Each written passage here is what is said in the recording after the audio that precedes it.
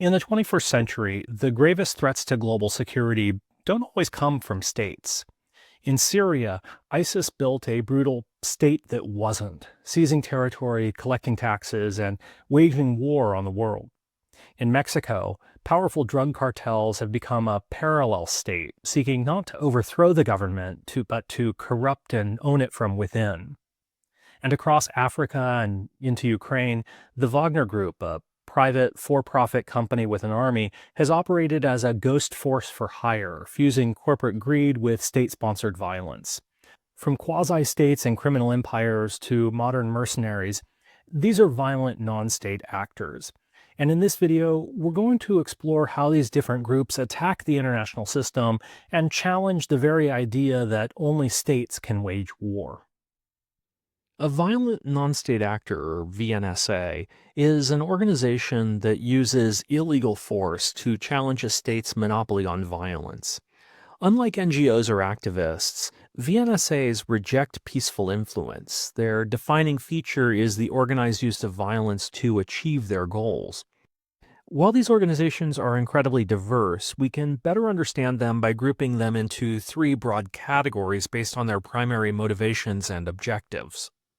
First are the groups whose main goal is to seize political power. Insurgents and rebel groups are armed organizations that fight to overthrow a government, succeed to form a new state, or fundamentally challenge a country's political system.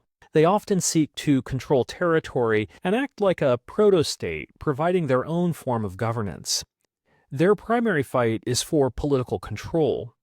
Examples of such groups might include the FARC in Colombia, which fought for decades to overthrow the government, and the Taliban in Afghanistan, which successfully transitioned from an insurgency to a state itself. Second, we have groups that are motivated primarily by profit. Transnational criminal organizations, or TCOs, like drug cartels or smuggling syndicates, operate across borders to run illicit businesses.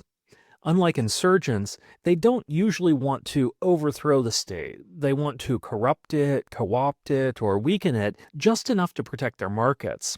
For them, violence is a business tool used to eliminate rivals and intimidate officials, and above all, to generate a profit.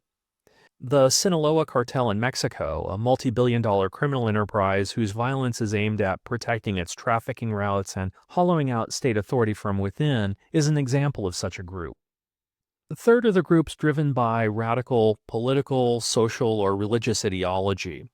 Terrorist groups often lack military power to control territory, so they use symbolic, spectacular acts of violence to create fear, attract media attention, and provoke a response from their enemies. Their primary goal is to send a message and to terrorize a population. It's important to remember that terrorism is a tactic, but some groups like Al-Qaeda make it their central strategy. Finally, some of the most significant VNSAs today don't fit neatly into any one box. These are hybrids that blend different motivations and strategies. This category includes modern private military companies, or PMCs, like Russia's Wagner Group, a for-profit business that functions as a state's ghost army, blending the profit motive of a TCO with the battlefield role of an insurgency. It also includes groups like ISIS, which at its height was a terrorist network, an insurgent army, and a proto-state all at once. Others, like Hezbollah in Lebanon, function simultaneously as a militia, a political party, and a social service provider. These hybrids represent the evolving, complex face of modern conflict. Violent non-state actors don't just appear out of nowhere. Organizing and sustaining violence is difficult and dangerous. They emerge when a combination of conditions, motives, and means make violence seem not only possible, but for some, necessary or even profitable. We can divide these drivers into three main categories. First and foremost, VNSAs grow in the cracks of the state system.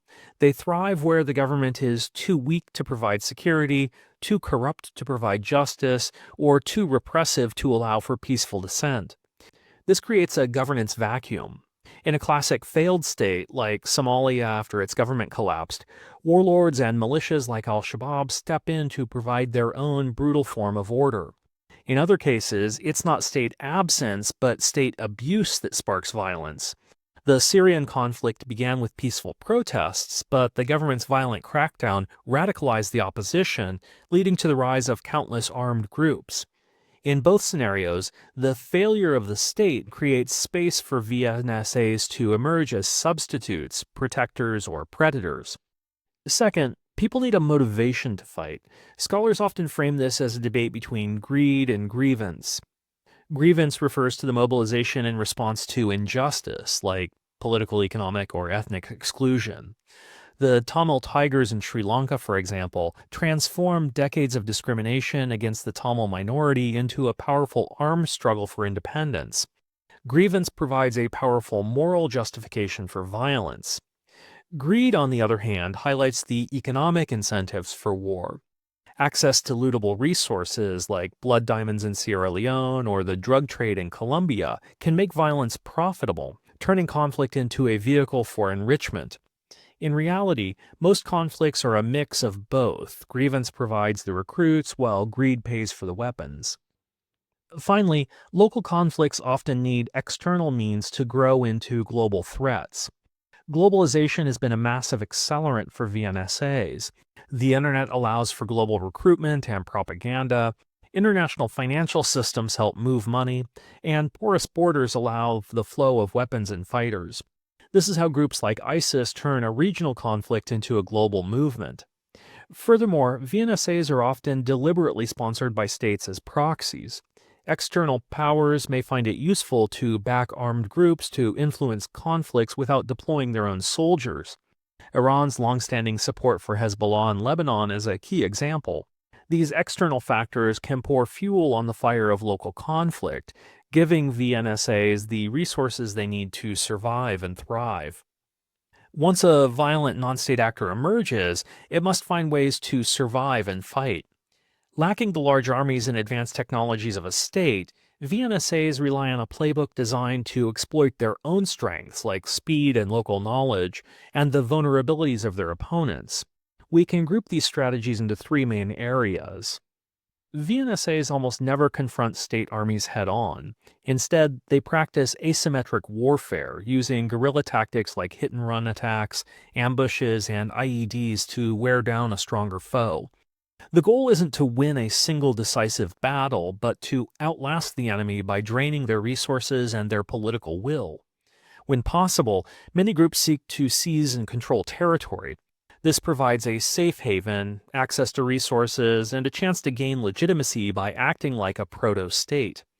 ISIS, at its peak, controlled a territory the size of Britain, running its own courts and collecting taxes to demonstrate it was more than just an armed gang. Modern conflict is fought with money and memes as much as bullets. Financing is the lifeblood of any VNSA. They fund their operations through illicit economies like drug trafficking, kidnapping for ransom, extortion, and smuggling valuable resources like blood diamonds or oils. Just as important, though, is the propaganda and information warfare. VNSAs use social media and slickly produced videos to recruit new members, intimidate enemies, and shape global perceptions. ISIS in particular mastered this, using high-quality videos to attract thousands of foreign fighters and to project an image of power far beyond its actual military strength. Finally, VNSAs are experts at exploiting the rules and norms of the international system itself. They often use terrorism as a tactic, not to win a military victory, but to create fear, attract media attention, and provoke states into overreaction. They also strategically exploit civilian populations, embedding themselves within communities to deter attacks or deliberately provoking state violence in order to win hearts and minds. Furthermore, they take advantage of state sovereignty by using cross-border sanctuaries. By operating across porous borders, groups like the Lord's Resistance Army in Central Africa have long survived by simply moving into a neighboring country in order to escape pressure, turning national borders into shields. Violent non-state actors matter not just because of the violence they unleash in particular places, but because of what their existence means for the international system itself. Sovereignty, the principle that states have ultimate authority within their borders, is the bedrock of international relations. Violent non-state actors challenge this principle. When insurgents control territories, cartels dictate terms to local officials, or warlords rule through personal authority, the state's sovereignty is hollowed out. And even when they don't aim to overthrow governments, their ability to wield violence independent of the state chips away at the idea that sovereignty is indivisible. International norms rest on the idea that states wage war according to agreed rules, rules codified in international humanitarian law and reinforced by institutions like the United Nations. Violent non-state actors often disregard these norms. Terrorist attacks deliberately targeting civilians, the use of child soldiers by militias, or the reliance on criminal violence to advance political goals all represent direct violations of what the international community deems acceptable. And yet, the persistence of these groups normalizes a more fragmented and less regulated landscape of violence. Finally, violent non-state actors globalize insecurity. Their reach is rarely confined to a single state. Refugee flows, arms trafficking, cyber attacks, and cross-border terrorism ripple beyond their origins. Al-Qaeda's 9/11 attacks reshaped U.S. foreign policy and global security architecture for decades. Mexican cartels not only export drugs, but also violence across North and Central America. The Wagner Group has extended instability from Africa to Ukraine. In a globalized world, insecurity travels quickly, making VNSAs not only local or regional problems, but systemic ones. Violent non-state actors remind us that power in the international system is no longer confined to states. From ISIS claiming a caliphate, to cartels running parallel economies, to mercenary firms like Wagner waging war for profit, these groups challenge sovereignty, break the rules of war, and spread insecurity across borders. They don't just fight governments, they expose the limits of governments. And in doing so, they raise a fundamental question. If states no longer have a monopoly on violence, are states themselves becoming obsolete? That's the question we'll turn to in our next video as we explore the question of whether the international system built around states is still certain and still fit for the 21st century, or whether new forms of power are rewriting the rules of the global order and of global politics more generally.